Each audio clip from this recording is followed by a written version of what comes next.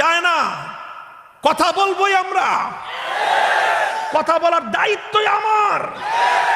সমস্ত উলামায়ে কেরাম তাওহীদের পক্ষে এক এবং অভিন্ন।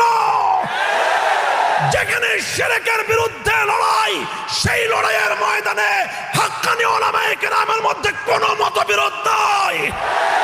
আমরা সবাই এক এবং অভিন্ন সুরে কথা বলতে প্রস্তুত। আমার উপর যখন রাষ্ট্রযন্ত্রের পক্ষ থেকে এক বড় ধরনের আক্রমণ, বড় ধরনের চাপ আমার উপর প্রয়োগ করা হলো, আল্লামা অলিপুরি হুজুর বলেছিলেন, কথা এটা আমাদের সবার, মামুনুল হকের একার কথা নয়।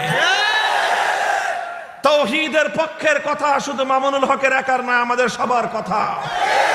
আমাদের সকলের কথা তার কণ্ঠে উচ্চারিত হচ্ছে, সে আমাদের কণ্ঠস্বর হিসেবে কথা বলতেছে। কাজেই কেউ যদি মনে করে এটা মামুনুল হকের একার ব্যাপার, সে বোকার স্বর্গে বাস করে। যদি তাওহীদের পক্ষে কথা বলবার অপরাধে মামুনুল হকের কণ্ঠ স্তব্ধ করে দেওয়া হয়, এটা মামুনুল হকের ব্যক্তির কণ্ঠরুদ্ধ হবে না, এটা তাওহীদ এবং একত্ববাদের কণ্ঠকে স্তব্ধ করে দেওয়া হবে।